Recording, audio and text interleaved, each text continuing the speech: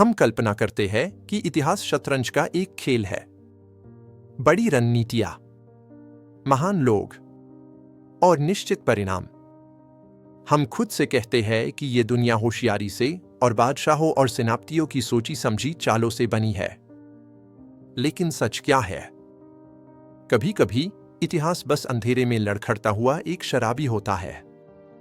साम्राज्य गिर गए क्योंकि किसी ने गलत मोड़ ले लिया।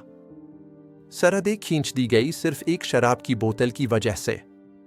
और आज की आधुनिक दुनिया काफी हद तक बस एक हादसा है। स्वागत है उन गलतियों की दुनिया में जिन्होंने हमारा कल बादल दिया। साल है 1788। ऑस्ट्रो-टर्किश युद्ध चल रहा है। होली रोमन एम्परर जोसेफ ने ऑटोमन एम्पायर को हराने के लिए एक विशाल सेना इकट्ठी की है। कागज पर यह सेना खौफनाक है, 1,00,000 जवान। लेकिन इसमें एक बड़ी खामी है, भाषा की समस्या। ऑस्ट्रियंस, सर्ब्स, क्रोट्स, इटालियंस, इनमें से कई लोग अपने कमांडर्स की जर्मन भाषा का एक शब्द भी नहीं समझते। 21 सितंबर की रात ऑस्ट्रियन हसार्स की एक टुकड़ी तिमी नदी पार करती है ताकि तुर्क्स का पता लगा सके। उन्हें दुश्मन तो नहीं मिलते, लेकिन जो उन्हें मिलता है वो है शनाप्स बेचने वाले कुछ स्थानीय लोग। हसार्स वही करते हैं जो सिपाही अक्सर करते हैं, वो सारे बैरल खरीद लेते हैं और बुरी तरह धूत हो जाते हैं। कुछ देर बाद पैदल सेना वहां पहुंचती है। उन्हें भी शराब चाहिए। हसार्स बांटने से मना कर देते हैं। बहस होती है, फिर हाथापाई, और फिर हवा में एक गोली चलाई जाती है। और यही वो पल था जब सारी व्यवस्था टूटकर बिखर गई। इस हंगमे के बीच कोई चिल्लाता है, शायद कोई अफसर रोकने की कोशिश कर रहा था, हॉल्ट, हॉल्ट। लेकिन अंधेरी रात में उन सिपाहियों को जो जर्मन नहीं समझते, ये आवाज ऑटोमन जंग के नारे जैसी लगती है, अल्लाह, अल्लाह। अचानक अफरा तफरी मच जाती है। हसार्स सोचते हैं तुर्क्स हमला कर रही है। इन्फेंट्री सोचती है हसार्स हाई तुर्क्स है। आर्टिलरी वेल ये हंगामा देखते हैं, उन्हें लगता है हमला हुआ है और वो गोलीबारी शुरू कर देते हैं अपने ही आदमियों पर। कहा जाता है कि एम्परर खुद इस भगदड़ में एक नाले में गिर गए थे। सुबह तक दुश्मन गायब हो चुका था, क्योंकि वो वहां कभी था ही नहीं। हालांकि कहानियां कहती है कि हजारों लोग मारे गए, लेकिन आधुनिक अनुमान के हिसाब से 1000 से 10,000 के बीच लोग घायल या मारे गए। 2 दिन बाद जब ऑटोमन सेना वहां पहुंची, टुकारानसेब्स बिना सुरक्षा के मिला, क्योंकि ऑस्ट्रियन सेना ने खुद को ही हरा दिया था। अब करीब एक सदी आगे चलते हैं। 1867 में रशियन एम्पायर के पास नॉर्थ अमेरिका में एक विशाल इलाका है, अलास्का। लेकिन क्राइमियन वॉर के बाद रशिया कंगाल हो चुका है और उन्हें एक डर सता रहा है, कनाडा में बैठे अंग्रेज। ज़ार को डर है कि अगर दोबारा जंग हुई तो ब्रिटिश नेवी मुफ्त में अलास्का पर कब्जा कर लेगी। तो रशिया ने फैसला किया कि इस जमीन को बेच दिया जाए। वो अमेरिका के पास गए। Secretary of state William seaward इस खरीद के लिए राजी हो गए।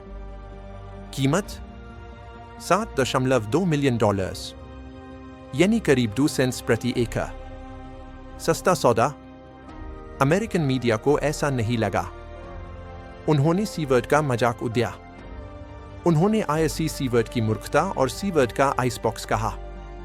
उनका सवाल था कि अमेरिका इस जमे हुए वीरान इलाके का करेगा क्या? विडंबना देखिए। 30 साल बाद क्लोंडाइक में सोना मिलने की दौड़ शुरू होती है। करोड़ों डॉलर्स का सोना निकला गया और बाद में तेल के विशाल भंडार। लेकिन पैसे से पैर इस नक्शे को देखिए। कोल्ड वॉर की कल्पना कीजिए अगर सोवियत यूनियन का न्यूक्लियर बेस नॉर्थ अमेरिका के छोर पर होता। सीवर्ड ने सिर्फ बाफ नहीं खरीदी थी, उन्होंने मैनहट्टन के एक फ्लैट की कीमत पर अमेरिका के लिए एक जियोपॉलिटिकल ढाल खरीद ली थी। और अंत में सबसे बड़ी गलती, साराजेवो, 28 जून 1914। नतीजा हम सब जानते हैं, प्रथम विश्व युद्ध। लेकिन हम अक्सर भूल जाते हैं कि इस त्रासदी के पीछे गलतियों का कैसा सिलसिला था। ये हत्याकांड लगभग नाकाम हो चुका था। उस सुबह अब्रिनोवी नाम के एक साजिशकर्ता ने आर्चड्यूक की गाड़ी पर बम फेंका। वो छत से टकराकर अगली गाड़ी के नीचे जा गिरा और फट गया। हमलावर ने साइनाइड की गोली खाई और नदी में कूद गया। लेकिन साइनाइड एक्सपायरी हो चुका था, यूस सिर्फ उल्टियां हुई और नदी सिर्फ 4 इंच गहरी थी। यूस पकड़कर पीटा गया। आर्चड्यूक जिंदा थे। कोई समझदार आदमी होता तो शहर छोड़ देता। लेकिन फ्रांस फर्दिनांद गुस्से में थे। उन्होंने जिद की कि वो हॉस्पिटल जाकर ग्यालो से मिलेंगे। काफिला निकल पड़ा।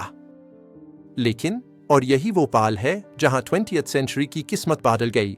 किसी ने ड्राइवर लियोपोल्ड लोजका को बताया ही नहीं कि रास्ता बदल गया है। लोजका पुराने रास्ते पर हाई चलता रहा।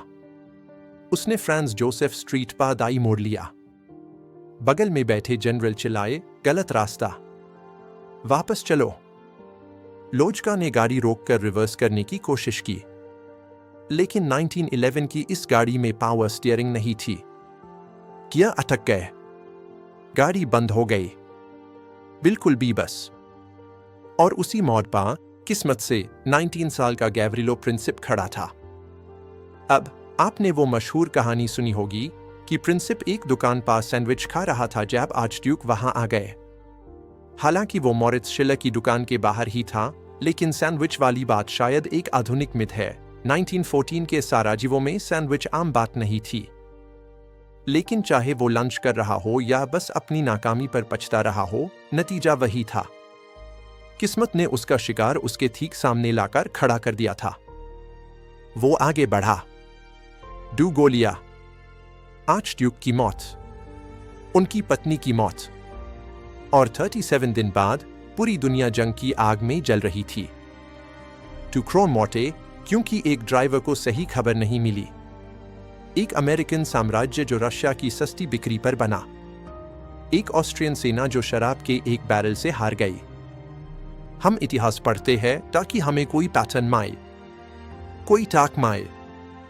लेकिन कभी कभी अकेला पैटर्न सिर्फ कियोस होता है। जिस समय चक्र में हम रहते हैं वो नाजुक है, जो गलतियों, गलतफहमियों और अंधी किस्मत से जुदा हुआ है। सोचिए, इस वक्त ऐसी कौन सी ऊप्स या गलती हो रही है जो अगली सदी को बादल कर रख देगी।